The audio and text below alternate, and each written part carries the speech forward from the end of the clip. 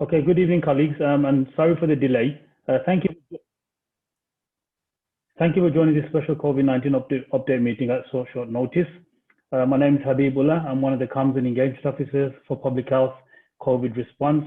On the call, we've got Dr. Madupe Ominaju, Public Health Consultant from BCC, that will give an update. Just want to go over some housekeeping, usual Zoom etiquettes. If you could kindly keep your mics on mute. If possible, your cameras off. That will help with the bandwidth. Do turn your cameras on when you need to speak.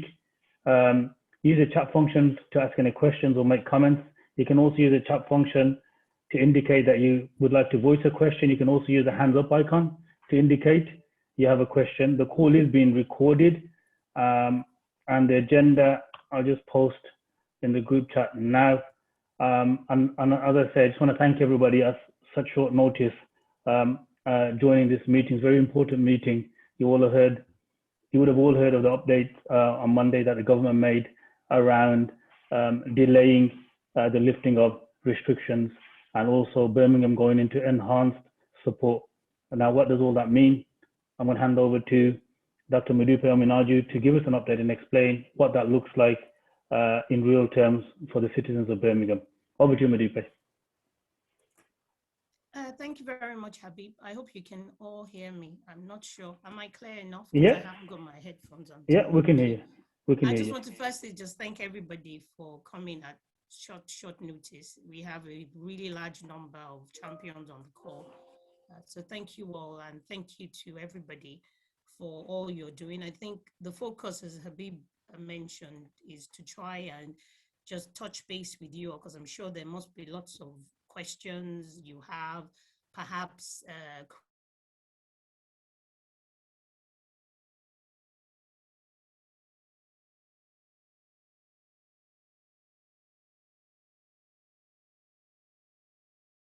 Madupe, I think you're frozen. It appears that Madupe is frozen. There must be some connection issues.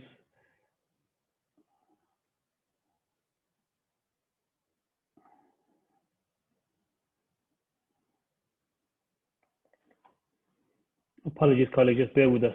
Technical issues.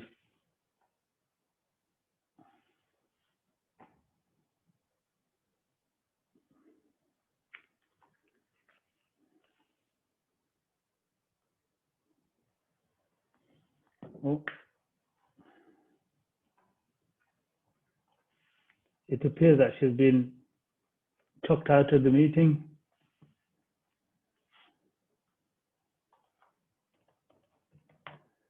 We'll just wait for her to re-enter, colleagues.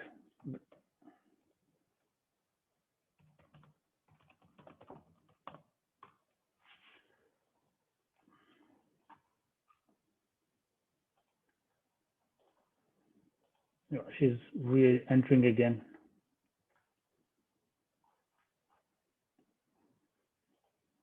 Are you back with us, Madupe? Yes, I am. Sorry, my Wi-Fi has been problematic today.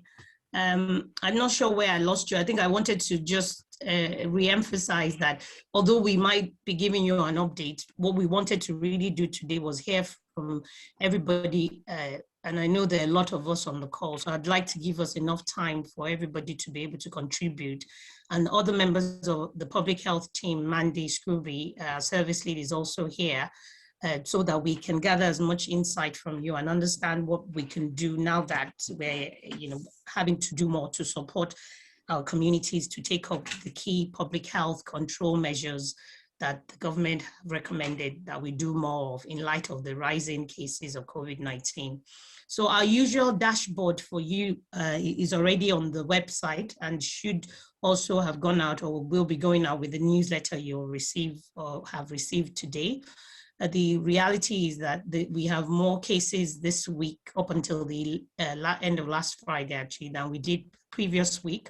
And that's also reflected in our, I think, our positivity proportion. So the percentage of people who have been tested who have actually tested positive has also gone up. So we now know we're looking at about 87.1 per 100,000 people across the city who have COVID-19 in that week. and that went up from about 62 per 100,000. So, it's quite a jump for us. The other thing we know is that the testing did go up during that week. So thank you all for all that you're doing. It went up from about 4,700 to about 7,300 persons tested per 100,000 people. And that's across both the PCR laboratory test as well as the rapid 30-minute test that people can do themselves at home.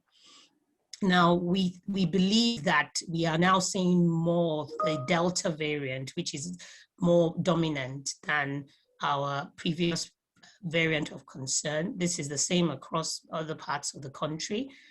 Still quite a lot of people who have COVID-19 don't have any symptoms. So it's very likely that as the restrictions have been eased and people are taking advantage of the relaxation of the rules, that people are going out more, don't realize they have COVID, they're spreading it mainly within the house. So if they're part of a family where someone has COVID, they don't know they have it, or when they're gathering socially or when they go to work. So all the messages around hands, good hand hygiene, washing hands, wearing face coverings, maintaining social distance from people, as well as good ventilation when people are indoors, are really the ways that we need to continue to encourage people to try and reduce the risk of spread. We know that our hospital admissions also increased from about 56 people to 72 people across the hospitals in the city. They had those number of cases across the hospitals. We also know that that has been a steady increase, for about 4 weeks now. And as we continue to monitor that, we're also looking at our deaths, which seem to have stabilized. And that could be because of the vaccines. As we know, lots of people are now, more people are now eligible. They're now at the 20 plus age group being offered the vaccine. We know that those who are older, those over the age of 70, have been more proactive in taking the vaccine. It's been a bit of mixed responses when you look at other groups, like those in the 60 plus, the 65 to 69, people who are carers, people who work in the NHS and social care, people who are clinically extremely vulnerable. It does vary, and in some of those examples, we see that for the second doses, which have been offered for a while, some cases, for example, amongst carers, we only have about 60% of them who have taken up their second dose, and about 70% who've taken the first dose of the vaccine. So the questions around hesitancy, or what the Director of Public Health would rather call people who may not understand why the vaccination program is important, is something that we want to explore with you. We've produced a vaccination toolkit, which has pictures of some of you on there, people who are champions, who have explained the importance of vaccination. We'd like to know if there's more we can do. Our team here work very closely with the CCG to take the mobile vaccine.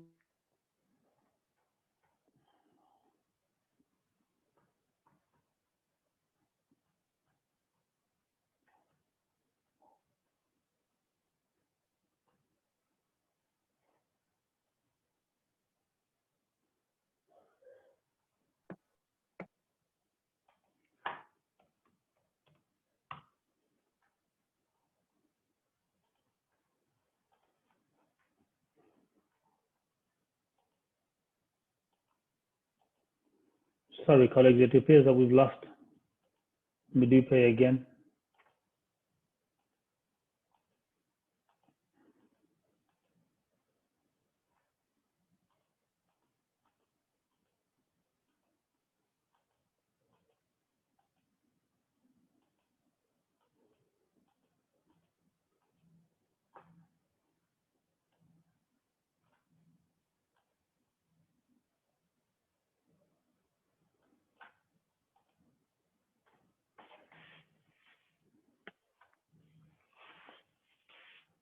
She should be back with us now. Modupe, are you back? Can you hear us?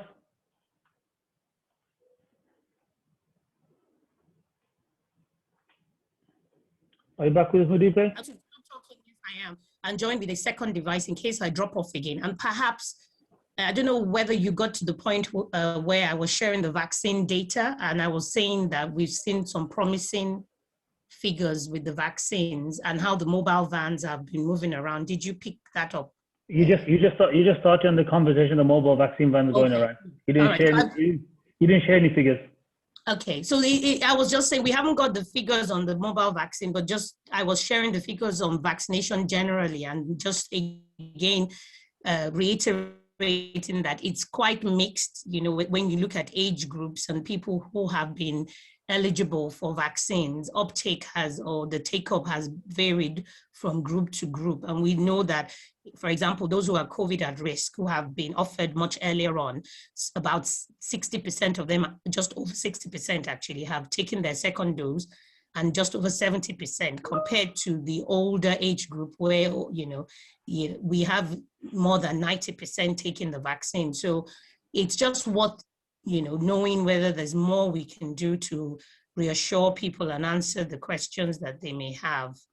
And then I also, when we look at COVID rates across the city, it varies across wards. We know there are some wards with nearly double the case rates that the city itself. So we're across the city are looking at about 82 per 100,000. But we know, for example, wards like Handsworth, Hatlands, and Alum Rock, you know, are nearly double the city, are more than double the city rates of infection. And we know that when you look at different age groups, the younger age groups are more affected as well when we look at the cases. And just to point out two other areas before I sort of stop talking and perhaps listen to people and pick up any of the points that people are putting on the chat, is that testing and isolation appears to still be a bit of and I don't want to use the word challenge because we know people are getting tired. You know, COVID fatigue is real, but there's something about some of the feedback we're getting, for example, from our schools communities, where we're being told some families don't want to test the children. And, you know, there's worry about cancer risk from using the lateral flow test. You know, we are hearing some of these stories and we are sending out information largely through yourselves. Thank you very much. And also working with head teachers and people within the system who are reaching out to us. But is there more that we can do to help reassure people about the importance of testing? And when people test positive or they have COVID symptoms, which sometimes can be confused with hay fever, if you have really bad hay fever, you could be coughing. How do people manage that at home with the need to go to work? Is it that people just would still want to go to work and send their children to school knowing that they should be isolating? So those are some of the queries that I get every day, and we were keen to explore with you how we can support people to make those personal choices, which can often be very difficult to say, you know, I'm going to isolate because, you know, if I don't, then I'm going to be spreading COVID, you know, if I go to work or if I go to school. And that's part of the emphasis on the enhanced support measures that we've been told, you know, as a city, we need to do more to help more people to do testing. We need to do more to help more people to isolate when they need to. We need to offer support. We need to show people where help is. It's 10 days isolation, or, you know, and then, you know, you can go out, you know, and carry on as, you know, as normal as possible, but still following the rules. So I'm just going to stop talking for a minute because I know there are lots of questions and things that are already coming up. And over to you, Habib. Thank you. So, thank you, Madiba. What I'll do, colleagues, if we do some of the questions are in the group chat, and then we can open it up if anybody's got any questions I'd like to voice. So if I'll group the traveling ones because there's a few people asking about travel. One is what's public health advice around going to holiday within the UK.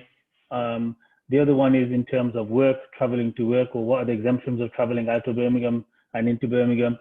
And then somebody asked another one, traveling within Birmingham itself. Obviously, some wards have got higher infection rates than others. What's the advice in terms of traveling from one ward to another? Thank you very much. Shall I answer the traveling question? Please.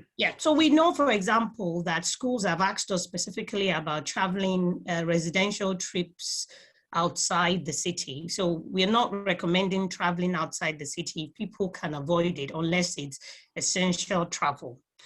We also, I think, have to bear in mind for now, I think we've been told that it's enhanced support over the next 4 weeks to try and control the spread, which has been shown to work very well in Bolton and South London. So over the next 4 weeks, unless it's absolutely essential, people should really avoid moving around. And I think if people have to move around, those testing, taking the vaccine if you're eligible, and making sure you isolate if you test positive or somebody in your household tests positive are the measures that we should still be using to control the spread.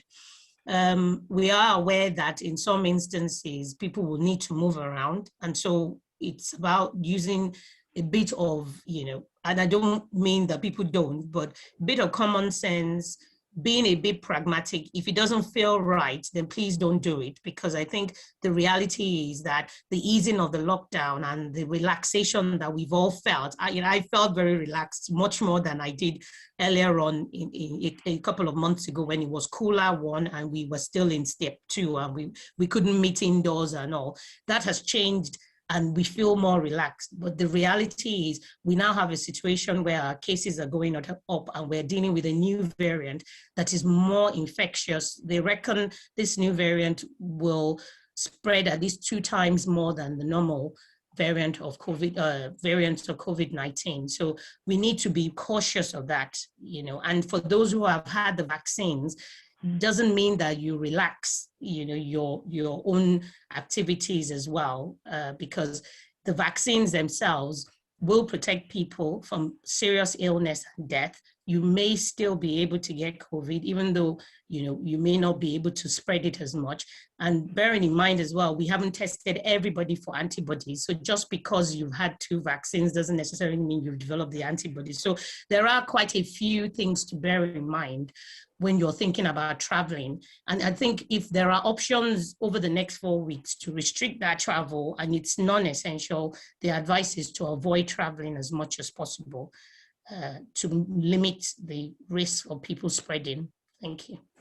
Okay, thank you for that, Medipe. Hopefully that answers the travel questions for the colleagues. The next one is the 3 questions or comments around vaccination. One of them is a colleague is asking, would it be helpful to have more mobile vaccination units going into areas where take-up is low?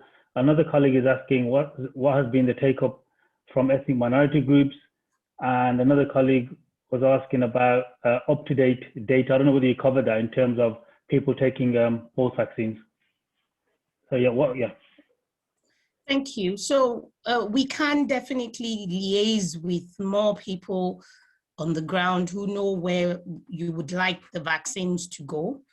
We've been doing that already. As you know, we're the local authority, we work within public health, but because we work very closely with our NHS colleagues who deliver the vaccines, they're able to, with our support, and largely because of yourselves and other people we work with on the ground, people within the community who've come to us and said, would like the van to come here, we can plan some of those targeted visits with the van. So Habib, Mandy, myself, I think using the usual means in which you email us via our COVID vaccine, our COVID champions inbox. If you drop us a line, we can explore with you. It won't always be a yes, because I think a lot of it depends on whether it's an area they've been to before. I think they'll always look at the need as well, because I'm not sure how many vans we have in total. But that's something we're happy to discuss with and that's already work in progress. My understanding is that we're already doing that. With regards to which particular ethnic groups have the lowest sort of uptake of the vaccine, the data changes all the time. We know that we've been told that the Black and minority ethnic groups have not been as sort of, again, engaged is the word I would use, for various reasons. I think the reality is there have been concerns about the safety of the vaccine. There have been concerns about historic problems with the health system. A lot of that was what we tried to use the vaccination toolkit to address, working with some of the people within those communities.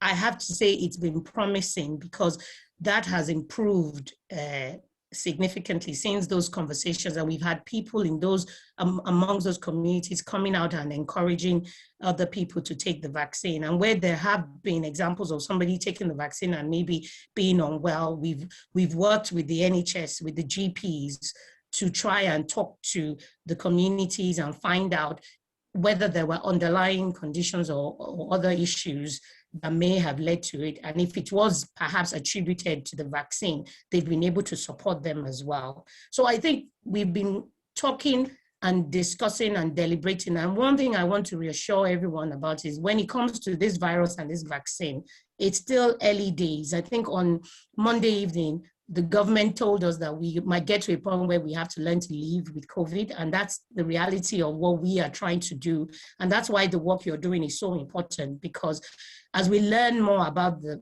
vaccines and the virus, the goalpost will keep moving. And each of those communities where people might not have been reassured will have more assurance. That's the reality. It's a marathon for us and not a sprint. But any data we have at community level, we tend to be able to share with you. And I think the vaccination data now goes on your dashboard, and we'll continue to pull out as much information as we can, as the NHS provide to us, down to the detail of which groups are still yet to engage as much as others. But I think it varies, and I know that even though the Black and ethnic minority groups where we were struggling, it's much better than it was a couple of weeks ago. Thank you for that, Madupa. I'm going to come to you, Zubair. Be patient, please. Yeah, you're going to be next. Just before you come in, I just want to comment, just add on to in terms of what Madupa was saying and the question around moving the mobile vaccine van to local community areas where there is low uptake. That is the plan. This week already, the van's been at Lighthouse Young People Centre in Lozells. It's today and tomorrow. It's at Finch Road Primary Care Trust in Lozells. On Friday and Saturday, it's at Solely Adult Education Centre in Alum Rock. So that's just, and that information is in the newsletter that went out to yourselves today. And there is a plan on a weekly basis. Hopefully we can disseminate that to yourselves. And then the ask would be for you then to share that with your community and the people that you're working with within that area, just to promote that so they know that the mobile vaccine van is there. Zubair, over to you, waiting patiently, and then we'll take a few more from the group chat. Thank you, Habib. My question really is around the COVID vaccination uptake. Recently, there has been an increased uptake by the BME communities as a result of the COVID champions work and the publicity that you do locally and nationally that we hear on our news media. Whilst there's been an improvement, I would just like to know, what do you see are the current barriers, the challenges that we're not getting further increases in uptake, and what we could do as COVID champions to help and facilitate you that threshold? Thank you very much, Zubair. That's such a good question. I think we never try and put everybody in the same box, and it's very difficult. When we talk about BAME groups, we do that more for the purpose of counting, isn't it? So we can represent the totals. But the reality is we're all different, even within our communities, even within your households, you're not all the same. And I feel, and what we know from talking to various people across, not just here in the UK, but globally, because this vaccination program is happening all across the world, is that there are particular people who do not have a way of looking at information and making a choice for themselves, and they rely on people to tell them. And when you have a lot of misinformation via the internet, the internet has been both a curse and a blessing almost for us, in our generation, because it's a good way of sending out good information, and it's a good way of sending out what we call fake news and misinformation.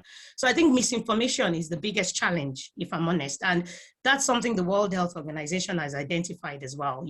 We have an infodemic as well as an epidemic going on here, or a pandemic. So that's the first thing. And that's why we did the toolkit, because what we want to do, and that's why let me not say that's why we did the toolkit. That's why we have such fantastic champions here in this city, because we rely on you to take the right information one person at a time within your communities, listening to people, encouraging them, coming back to us and saying, this is what they're saying that is contrary to the truth. And then we hopefully can counter that. That's one thing.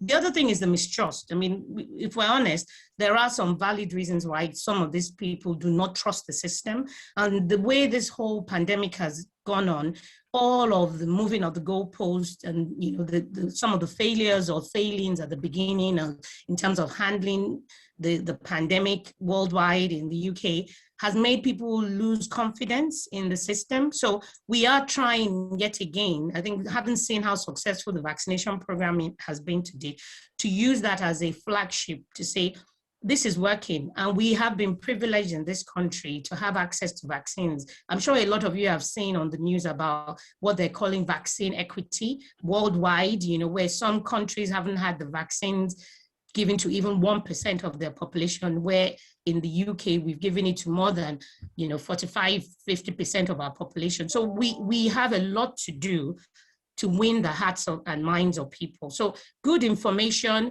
dealing with historic mistrust, winning the hearts of people by changing the narrative about how we've been managing the pandemic. And I think as we run through the age group, so there is talk about the younger generation now, there's always going to be misinformation. So what would really help is if we take each bit of false information or wrong information or information that isn't quite right, we as public health experts and other experts, you know, scientific experts and others, focus on what the real facts are, and we push those facts out and we give that information to people in a way they understand. That's why we've been translating a lot here in the city. You know, do people find it helpful to read translated versions? Is it easier when it's spoken to them in a language they understand? You know, so I think those are the things, the realities that we're finding, you know, amongst the BAME groups, and what we're being told are the factors behind it. I don't want to perhaps dwell too much on the safety of the vaccines, because I think, again, there's a lot of misinformation about what the vaccines have done to some people and whether or not it is really the vaccine that has caused some people ill health. Where it has been, for example, with the clotting, we've seen the advice has changed. And largely, for example, with clotting, the risks of getting COVID and getting a clot is much higher than taking the vaccine and getting the clot. Do you see what I mean? So we've got to always balance those risks. You know, there's no medicine that is without risk. And I always use the analogy of, if somebody steps out of their house and gets knocked over by a car that's coming very fast, does that mean you never leave your house? You know, everything carries a risk. And so for us, we just want to reassure people, and we're not coercing, we're not forcing, we're not badgering or badgering. We're supporting people and encouraging them. And when they're ready, we stand by them. And what would be helpful is if there are any champions who didn't believe in the vaccine and then took the vaccine, that you tell your stories. So we'd like to have a champions corner on the newsletter for people to share their stories. How did you overcome that fear of vaccination to help somebody else? I hope that answers your question. No, that's very comprehensive update. Thank you very much indeed. Thank you. Thank you very much. A few more, I'll just read out from the group chat because I don't see any hands up yet from the group chat. I'll do the group chat and come back to the group, hands up. We've got a colleague who's a vaccinator that's on the call, and she's just sharing the experience of when they were maybe vaccinating in Warden, the take-up was low compared to the take-up in Chinatown. And she's saying that you know, lots of Mandarin interpreters and having local people there and influential people there help with that. So maybe that's a model that we could kind of like continue to do in terms of whether it's door to door, using influential people, respective members of the community to advocate the actual vaccination process. Should outdoor events still take place? For example, college open days. That's a good one, and I'm going to dodge on this one and say that we're at this point now where everyone's going to have to make a call about what we do. It's everyone's responsibility now to stop the spread of COVID. That's what I believe the government has said. You know, we had a meeting with the universities this week, and we were very honest with them that there's COVID everywhere and it's spreading amongst the younger generation. And it's largely, we think, a combination of things. They're young, they're carefree, they want their freedoms, rightly so. A lot of them have been isolated, struggling in the last 1 year. Suddenly we've said to them, go out and have a drink or go out and spend time with your friends, but social distance. I mean, that's a paradox. You couldn't do that, could you? So the reality is we do struggle when we want people to come together in groups. And so one of the things we've said to universities is if they're going to go ahead and have any sort of open days, they have to carry out a risk assessment, ideally do it outdoors, because we know COVID spread outdoors is much of a lower risk than indoors.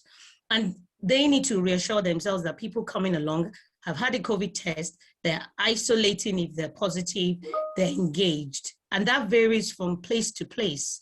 There's a responsibility and onus on the colleges to manage these events safely. Otherwise, we'll end up with what we call super spreader events. With schools, we've been very clear that transition days have to be virtual, because I think it's much harder with younger children, to manage them coming together and saying, don't give your friend a hug. And if we know as well that testing varies amongst the younger families, then it's harder. So I think there isn't a clear-cut answer unless the college is confident that they can have a safe open day and there's enough space, because you have to look at the space as well to socially distance everybody and to avoid people mixing. I think ideally, these things should be done virtually, but if they carry out a risk assessment and it's felt that it can be done physically, then ideally do them outdoors and with as small a number of people as possible. So have staggered, for example, arrivals, which is what the universities will be doing. So I'm assuming that this is higher education, so not the younger, the primary, secondary, nursery schools, but for higher education, we would want the risk assessment to be there. And if suddenly somebody tests positive or there's an outbreak, those such events should come to an end and not carry on. Thank you. I'm just going to read out a couple of questions, short comments. This one, if you're coughing because of hay fever, you're unsure, isn't that why you should be using LFD and then PCR is positive? Absolutely. If you're positive, if you are coughing, do LFD test.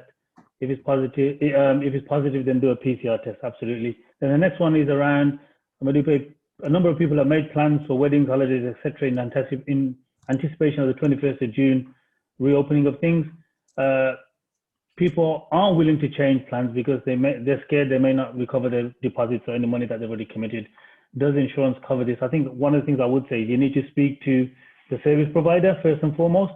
If it's a wedding hall, if it's a holiday you book through a travel agency, have a conversation with them. I know last year there's stuff in the media around wedding venues and wedding halls having to refund people's deposits.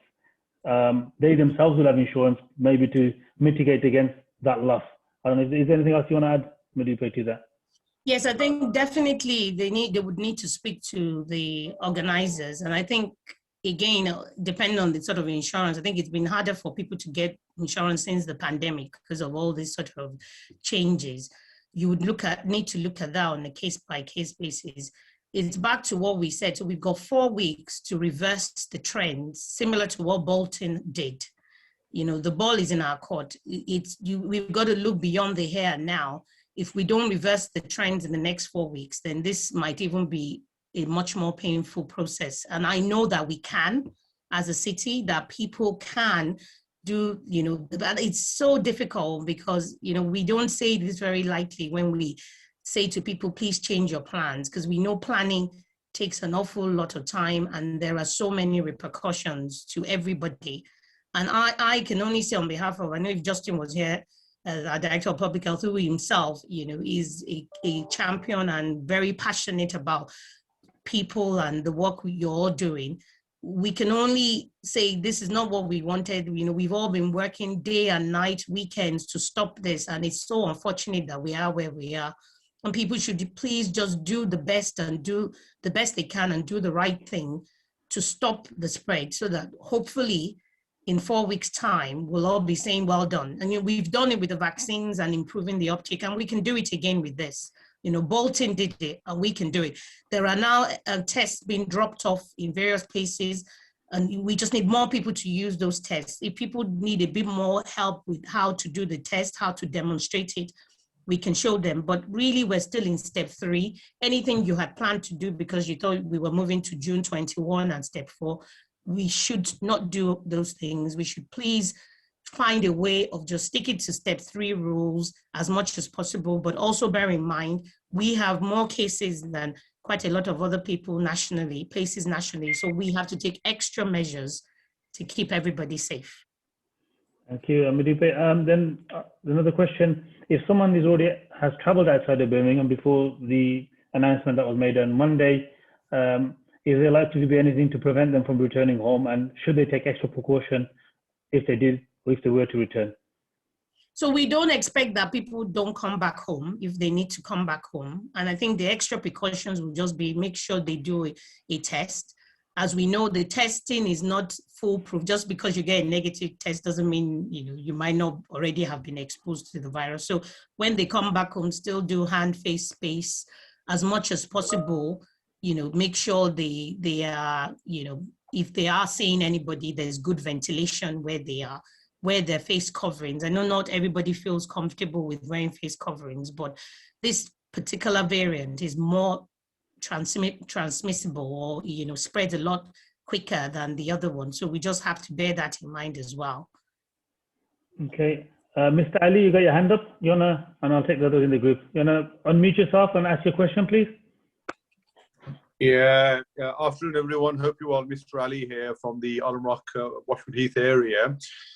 First of all, fantastic initiative in terms of having the mobile vaccination hubs moving around to the high priority areas. The only thing I would suggest is possibly if you can disseminate the information much earlier, and apart from your own platform and channels that you are sharing that with, there's a lot of mosques, there's a lot of community organization, community influencers that have good reach. And for example, the one in Alum Rock on Friday and Saturday, it's only yesterday that I found out through the Birmingham Mail, through Dr. Justin Varney, that there was this particular initiative, and 99.9% of the people in Alum Rock aren't aware that there are the 2 vaccination days that have been set aside for Alum Rock. However, we have tried our best over the last 24 hours to promote it, but it's just an idea from a logistical point of view. And also, whatever we can do to make it easier for the residents and the individuals to get themselves vaccinated, the better. For example, I was eligible a number of months ago because of the workload, Ramadan, when the mobile unit was in Ward End. On a Saturday morning, I just rocked up, and obviously, the local residents were prioritized, and within about 10 minutes, I was vaccinated. So, sometimes the elderly or the people whose English isn't the first language, they find it a lot more difficult to go through the online channels and booking appointments. So the more easy that we make it, the more receptive, and the deficit will be reduced as well. So that was just my comment, really, Habib, to yourselves and to maybe even the clinical commissioning group, whoever responsibility or whether it's healthy from to share that information, find out who is local on the ground for that particular ward or that area, and you'll see far more being amplified than maybe just using your own regular platforms. Thank you, Mr. Ali. Very useful, and of course, and Medipe will probably chip in. You're probably aware that it is the NHS that are leading on the vaccine rollout, and because they're leading on that, they're also leading on the comms and engagement. We ourselves found out probably not too earlier than yourself. So as soon as we can, and we will feed this back. I know my colleague Mandy is on the call, and she's liaising with the CCGs and the NHS, and I think she's either had a meeting or she got a meeting this week, and those are some of the things that we raised within our own team, and those are the things that she'll be feeding back, especially after hearing from yourselves and other community members that the information is coming really late. So yes, we will be feeding that back, and thank you for your point. Medipe, 2 more vaccine questions. I'll do them both together. Is there sufficient vaccines to meet the demand? Elsewhere, queues have been turned away. And then this is an interesting one. A colleague says, now the government has made it mandatory for care home workers to be vaccinated. Will it be similar for domestic care home workers, as they are going around community and they could help contribute to the spread without realizing? although there are protocols in place such as LFT, PCR, PP, etc. Okay, so I'm going to ask you to please repeat the first one. I missed that. Okay, is there sufficient vaccine to meet the demand? Because this person is saying they've observed queues that are being turned away and people not being vaccinated. So people are not being vaccinated. Yeah, so is there sufficient vaccine to meet the demand? That's Okay. the question. So Yeah, I think just going back to your point, thank you, Habib, earlier, because the NHS lead on the vaccination program, we rely on them when it comes to any sort of awareness or shortage. I've not been told personally or heard from any sources, unless Mandy has, that there's a shortage currently. And the other thing to bear in mind is I know that on the news, there's a lot of concern worldwide about production. For now, we haven't been told that there's a shortage. So I think we won't worry too much about that unless something comes up, in which case, of course, we'll let you know. I don't know, Mandy, have you heard anything around shortages? No, okay, thank you. The other thing was about the care homes. Again, so I might have missed this. I haven't seen that it's been mandated anywhere that care home staff must take the vaccine. I know that some care home providers were trying to make it mandatory, but I think we've got to remember there's no sort of vaccination program that is mandatory. A lot of it is down to what we call informed consent, that people have to be able to make an informed choice to take the vaccine. What I would say though is we can pick that one up and maybe send a call out to everybody or put it in the next newsletter just to clarify again what it means to offer informed consent rather than making it mandatory that people have to take, but it's definitely strongly advised for those who work in health and social care. So we'll take Andrew's question, then we'll come back to the group chat. Andrew, go ahead, unmute yourself and ask your question, please. Andrew Kisumba, go ahead. You're on mute, Andrew. You want to unmute yourself? Afternoon. Afternoon, everyone. Afternoon, Dr. Madupe. Thank you for all that you're doing. Just two quick things. We had a little community event today, and I was surprised to learn from somebody, not from a Black minority ethnic group or however you want to phrase it, that they were not wanting to receive the vaccine, or somebody in their family refused to have the vaccine because of a bug in the vaccine. Now, I've heard this, as you have heard this, from the beginning, and I thought that had kind of not been quashed, but it's still out there, and it's not in just one community. So I didn't really comment other than we've got some material I could point them to, but that's still really a prevalent thing, and that's not just in one particular group. So I thought I'd mention that. Then the other thing I wanted to ask you about was students being vaccinated. I know some have gone to a place maybe in Chinatown, it was offered. So I don't know if you can just give a little bit more information about that and what students can do. And I know of 19-year-olds, 10-year-olds who've been already offered, I think it's the Pfizer vaccine, but we didn't know about that until it was just told to us that this had happened. Perhaps you can shed some light on that. Thank you very much, Andrew, and thank you. Good to see you, and thanks for all the work you're doing. I think there's something about the whole misinformation, as you know, that I mentioned earlier. You know, people think there's a bug, people think there's risks, other risks. We can definitely address that in the newsletter and just provide a bit more assurance about things like that. I mean, vaccines in themselves are, as we know, tested and tried usually. This one, I know people are rightly anxious because of the speed with which they were produced, but the whole assurance around that is also in the toolkit, which Mandy has kindly put on the link again. So we would encourage more people to just continue to remind them. Millions of people, including myself, have taken the vaccines. I won't let you know if I've had 2 doses, so I don't reveal my age. But the reality is, you know, it is one of the most effective ways for us to get out of the situation we're in. Regarding age groups, again, because the NHS is leading this, my thinking is that people about the age of 18 or more have been offered based on the where we are at on the priority list. It could be that, you know, as the vans are moving around, when people have turned up, and in some places where they haven't had enough people, they might have offered to some younger people. They don't ask for ID necessarily, I think, just to reduce the risk that there'll be barriers. That could be the reason why, but we can explore that more with the NHS colleagues and just see whether there's something going on there. For now, the announcement has gone out that it will be offered to children, but we haven't had that go ahead yet to say that it's now happening.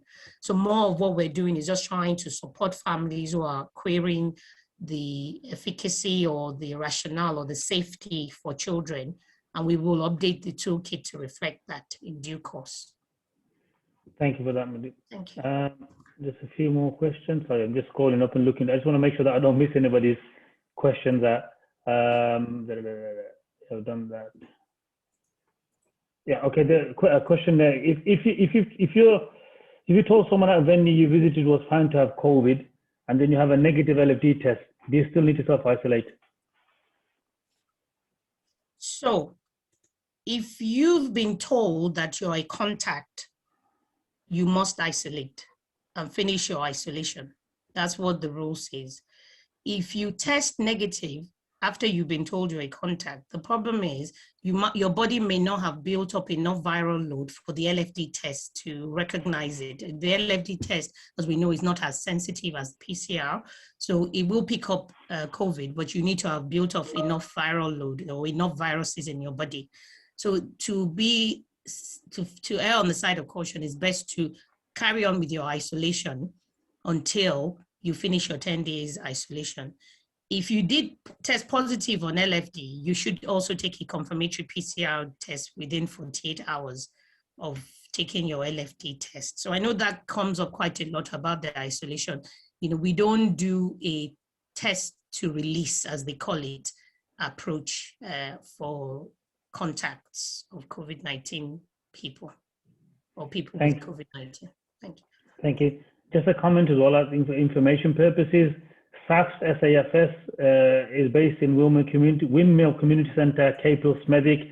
They're hosting a vaccination clinic Friday the 18th of June, where you'll have AstraZeneca and Pfizer vaccines available, and the push is for individuals over 18 years old who are not registered with GP or have an NHS number. Thank you for sharing that.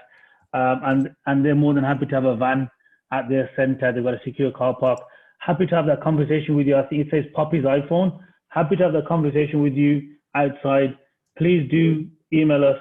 I'm sure, I think I've seen Mandy put our email address in the chat. Mandy, if you could repost that in the chat again, please, because it's probably quite high up.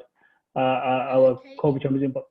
Yeah. It's actually COVID. I will post it again, but it's COVID-19 community champions at birmingham.gov.uk.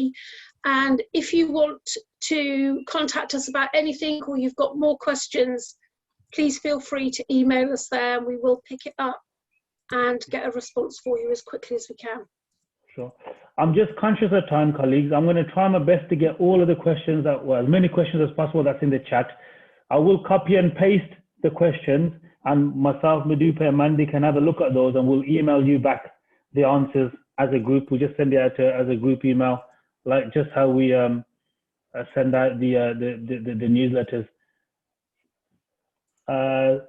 Okay. Someone's struggling to do when they do the LFT test, they're struggling to get a clean throat swab.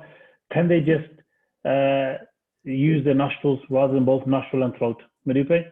Yes. So the answer to that is yes. We get that all the time. I mean, the ideal is to do the throat and the nose, because you tend to get enough or a better sample, as we call it. But if you are really struggling, so you as you know, you blow your nose into a tissue so you can bring up enough mucosal fluid or to get a good sample. And then if you can, stick it up as much as you can, which often makes me get into a sneezing fit every time I do it. But you know, it's the way to do it properly to get a good sample. We hope one day saliva tests will be available for COVID-19, because that will really make everybody's life easier. But thank you for that question, and thank you for trying. And yeah, don't give up on it. Thank you. There's another question. As a parent, I have a secondary school child. We as a family test twice a week. Is there any way we can find out what percentage of staff and pupils are doing the same as us at the school? That's a very, very good question. And that's something we want to try and find out. And I think beyond those percentages who test, we want to know why those who don't test, because it's something that comes up time and time again whenever we have meetings with head teachers, which we do quite regularly, and many struggling to get the children tested. I think thinking about it, having spoken to a couple of families, if you've got 3-4 children, you're trying to test, especially the much, you're only meant to test the older ones, isn't it? So it can be difficult. I think children, should be able to do it themselves now, but I can understand there might be some who need supervision. So I think it just depends on how busy people are, and it can be very difficult to manage that as well as everything else. Have you brushed your teeth? Have you packed your bags? Have you taken your lunch? It just adds to your long list, So there's something we want to do around that. But I think any information you have on why people are not testing might be a good start, because although we want to know what proportion is testing, it's very difficult sometimes to know that. But we're keen to know why families don't test so that we can help to support those challenges. I want to take one more question in the group chat and one more from the actual audience, and then we'll have to end, unfortunately. So the question in the group chat is, what COVID-19 targeted information is being developed for young people? And then Mr. McDonald, Orlando McDonald, can come in after you answer that question. So that's a good question. And we are hoping that we can do some more targeted work. We are building up a group of youth COVID champions. For those of you on the call who work with young people or have children or know of young people who want to be part of the champions, youth champions, please drop us a line via the inbox, because we're keen to get the young people to help us push that.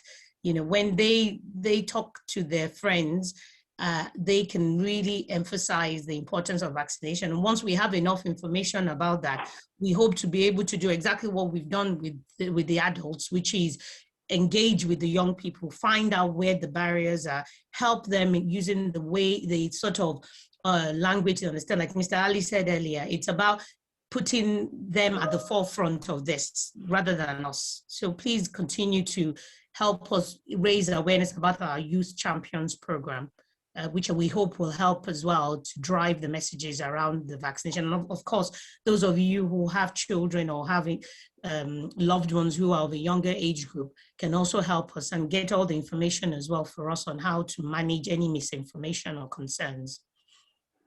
Okay, there's a question from Mr. Orlando McDonald. I think he's still on the call. Mr. McDonald, are you still on the call? Yes, thank you very much. I've got a number of questions, really.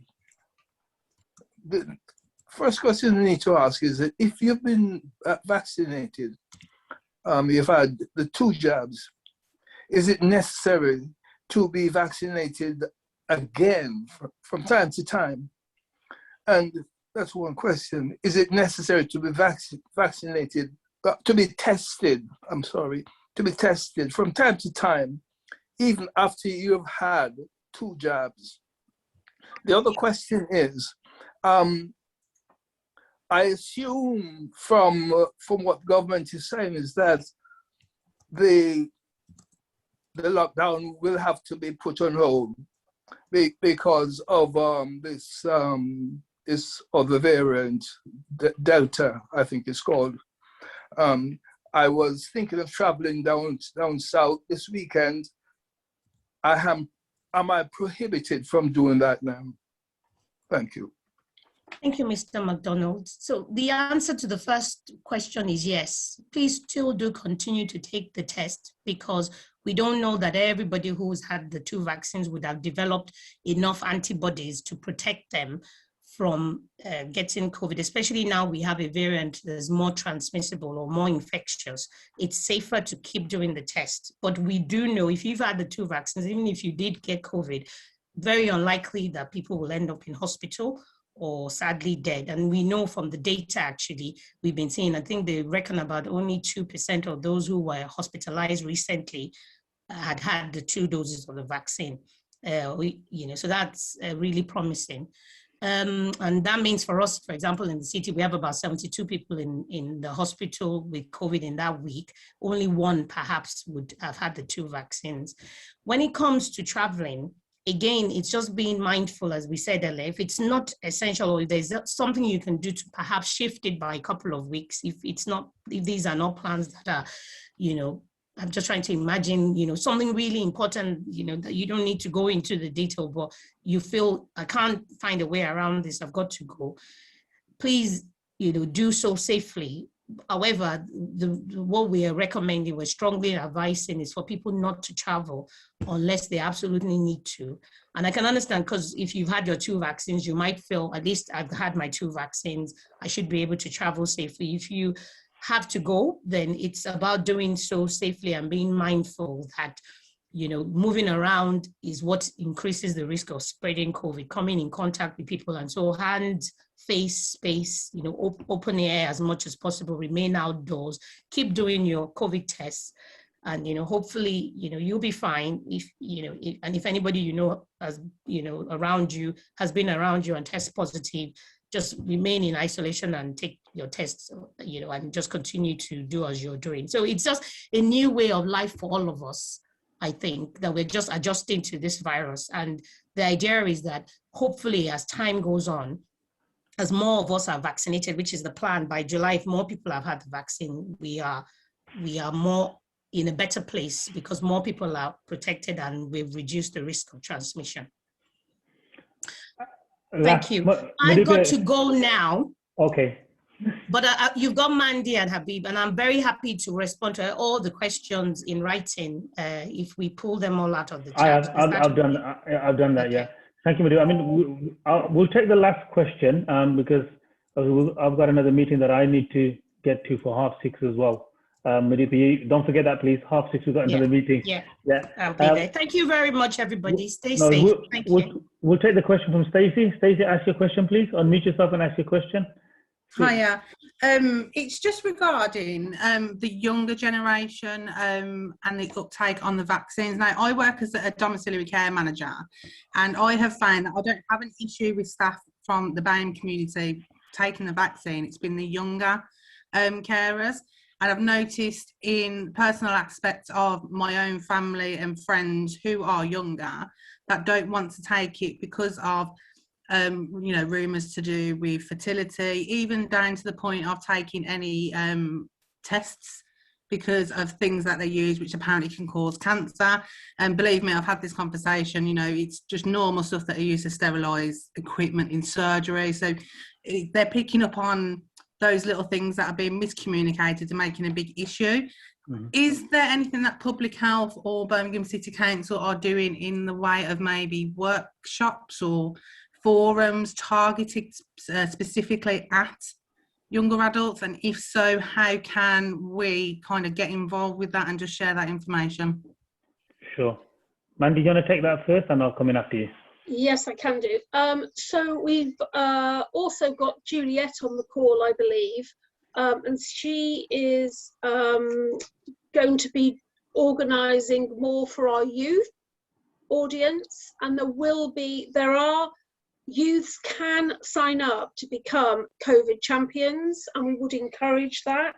And we will share all that information with our community providers as well as our COVID champions.